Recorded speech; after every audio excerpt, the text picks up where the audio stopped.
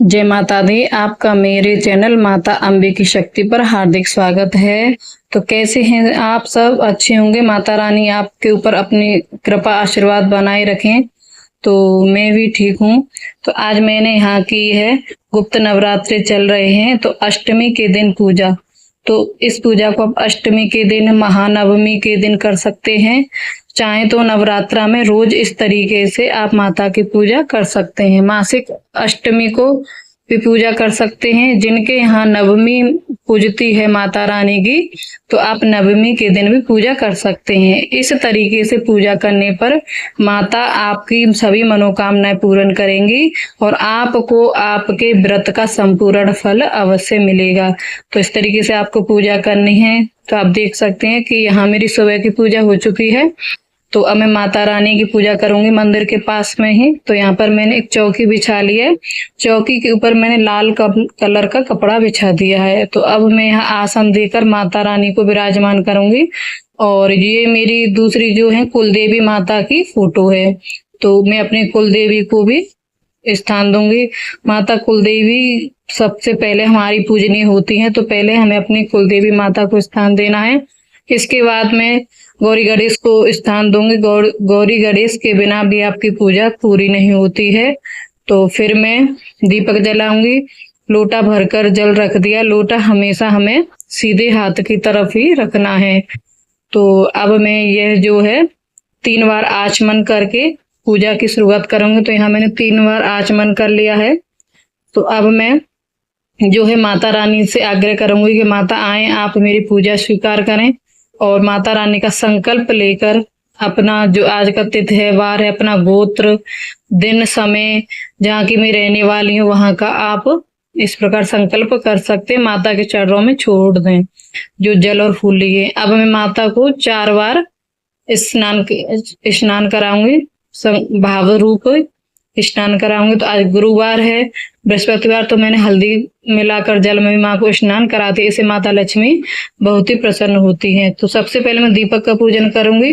दीपक पर मैंने फूल और थोड़ी सी चावल और 2 लौंग इसमें डाल दी हैं। थोड़ा सा कपूर डाल दिया, एक इलायची भी डाल दी है। तो इससे आपकी माता रानी खुश होंगी।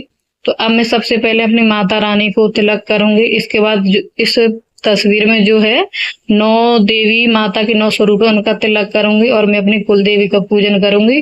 श्री गणेश, गौरी गणेश का भी पूजन करूंगी मैं। तो इस तरीके से आप देख सकते हैं। हाँ, रोली सूखी आपको नहीं लेनी है। रोली को गीला कर कर ही आपको तिलक करना है। सूखी रोली से तिलक नहीं करना है। तो यहाँ जो मैंने कलश भरा हुआ है उसको भी पूजन कर दूंगी और इसमें मैंने डाल दी है 2 लौंग जल में। तो अब जो है मैं इत्र लगाऊंगी माता रानी को। तो यह मैंने अपने हाथों में इत्र लगा ले। इससे आप महालक्ष्मी इत्र की खुशबू से बहुत ही प्रसन्न होती हैं। अब मैं माता रानी को उड़ा दूंगी चुनरी। तो यह मैंने माता रानी को चुनरी उड़ा दी है और गौरी गणेश को कलावा रूपी वस्त्र अर्पण कर दिए हैं और फूल अर्पण कर दिए हैं। आपके पास हो तो आप गुड़ैल का फूल माता रानी को चढ़ा सकते हैं, लाल गुलाब का फूल चढ़ा सकते हैं, कनेर का फूल चढ़ा सकते हैं। मेरे पास नहीं थे, जो मेरे यहाँ फूल लगे हुए थे वही मैंने माता रानी को चढ़ा दिए हैं। और ये माता रानी के लिए मैंने भोग रख दिया है। तो इसे पैठा बोलते हैं। तो यह इसका मैंने भोग लगाया है। आप चाहें तो खोआ की कोई भी मिठाई बना सकते हैं। हलवा चने का माता को भोग लगा सकते हैं, हलवा पूड़ी का लगा सकते हैं। तो आज मेरा व्रत है, दुर्गाष्टमी का व्रत है। हमारे यहाँ नवमी पूजती है। तो मैं कल जो है माता रानी के लिए हलवा पूड़ी का भोग कल लगाऊंगी। तो यहाँ मैंने धूप जला करके माता रानी के लिए सुगंधित कर दिया है। तो अब मैं करूंगी माता रानी का हवन। यह हवन मैं नित्य करती हूँ। पूरे 9 दिन इस तरीके से मैं हवन करती हूँ। तो यहाँ मैंने गाय के उपली को जला लिया है। आप चाहें तो जो सूखे नारियल होता है गिद्दी वाला, उसको भी कट करके कपूर के द्वारा जला सकते हैं, या सूखे नारियल के खोपरे होते हैं आप उनको भी जला सकते हैं। तो मैंने यहाँ गाय के गोबर का उपला लिया है। तो आप देख सकते हैं, इसे मैंने जमीन पर रख लिया जलाकर। ये हवन सामग्री मैंने पहले बनाई हुई है। इसकी वीडियो आपको मेरे चैनल पर मिल जाएगी कि आप हवन सामग्री कैसे बनाएं और कौन कौन सी चीजों से जो है हवन सामग्री बनती है, जिससे आपके हवन से आपको सुख समृद्धि की प्राप्ति हो और चमत्कारिक लाभ आपको जरूर मिलेंगे। तो हवन सामग्री की जो वीडियो है आप मेरे चैनल पर देख सकते हैं। तो यहाँ मैंने अग्निदेव को कपूर के द्वारा प्रज्वलित कर दिया है। अब दीपक से कपूर जलाकर प्रज्वलित करें। सीधे ही माचिस की तिल्ली से आपको हवन में अग्नि जो है प्रज्वलित नहीं करनी है। तो यहाँ मैं पहले घी से दूंगी, गौरी गणेश की आहुति दूंगी, कुल देवता, ग्राम देवता, गृह देवता की आहुति दूंगी, क्योंकि कुल देवी कुल देवता के बिना हमारा हवन जो है माता रानी स्वीकार नहीं करती हैं। तो यहाँ मैं अब जो हवन की जो सामग्री बनाई है इसी से मैं आहुति दूंगी। तो इसमें मुझे हर आहुति में स्वाहा लगाने से गणेश देवताभ्यम नमः स्वाहा, विष्णु देवताभ्यम नमः स्वाहा, कुल देवताभ्यम नमः स्वाहा, कुल देवी देव नमः स्वाहा। तो इस तरीके से मुझे स्वाहा बोलना है, जिससे सीधा भोग हमारे जो देवी देवता हैं उनके मुख तक जाए। तो यहाँ मैंने 9 लौंग के जोड़े माता रानी को घी में डुबोकर 9 लौंग के जोड़े चढ़ाऊंगी। तो आप 9 देवी के नाम बोलकर चढ़ा सकते हैं। अगर आपको 9 देवी के नाम लेने में परेशानी हो तो आप कुछ ना बोले, सर्व मंगल मांगल्ये शिवे सर्वार्थ साधके षड् त्र्यंबके गौरी नारायणी नमोस्तुते, यह बोलते हुए आपको 9 लौंग के जोड़े चढ़ाने हैं। इससे माता रानी के 9 रूप हैं उन तक भोग पहुंच जाएगा।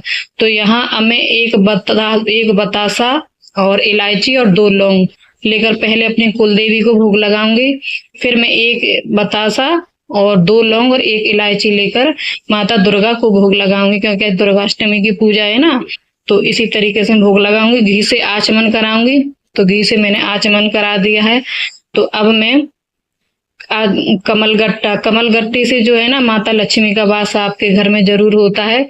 तो आप महालक्ष्मी का जो बीज मंत्र है ओम श्रीम श्रीम महालक्ष्मी नमः बोलते हुए 2 कमलगट्टे माता रानी को चढ़ा देंगे। ये भोग सीधा माता रानी तक ही जाएगा। तो यहाँ मैंने भोग लगाया था जो पेंठा होता है उस पेंठे की मिठाई का, तो उसका भी भोग मैंने इसमें अग्नि में डाल दिया। तो आप देख सकते हैं इस तरीके से मैं हवन करती हूँ। और आज है गुरुवार, तो यहाँ मैंने पीली सरसों की आहुति दी है। विष्णु भगवान और लक्ष्मी माता के मंत्र की, उनका बीज मंत्र ओम श्रीम ह्रीम श्रीम कमले कमलालय पर श्री श्रीम श्रीम सिद्ध महालक्ष्मी नमः, इस तरीके से बोलते मैं 5 आहुति दे दूंगी। और शहद भी जो है माता का भोग में उपयोग किया जाता है। शहद के भोग से माता प्रसन्न होती हैं। तो यहाँ मैंने 2 लौंग शहद में डुबोकर इसमें माता को भोग दे दिया है। अब मैं फिर से घी से आचमन करा दूंगी। तो इस तरीके से देख सकते हैं आप, इस तरीके से हवन करने से आपके सभी काम बनेंगे। आपके घर में ग्रह दोष, पितृ दोष, वास्तु दोष है, सब समाप्त होगा। सारी नेगेटिविटी आपके घर से बाहर निकल जाएगी।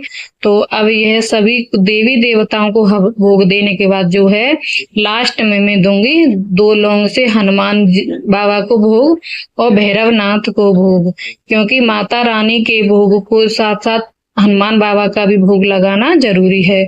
तो सभी देवताओं को भोग लगाने के बाद अब मैं करूंगी माता रानी की आरती। तो यहाँ मैंने लौंग कपूर ली हैं और उनसे जो है माता की आरती की है। तो देख सकते हैं आप, इस तरीके से मैंने आज पूजा की है। और हाँ, आपको दक्षिणा स्वरूप 10 या 20 रुपए माता के पास आपको जरूर रखने हैं, तभी आपकी पूजा संपूर्ण होगी। तो इस तरीके से माता रानी की आरती की है मैंने।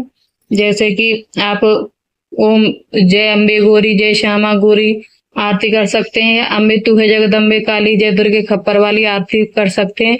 इसके बाद आपको जल से आचमन जरूर कराना है। जल घुमाकर इसको जमीन में छोड़ना है 3 बार।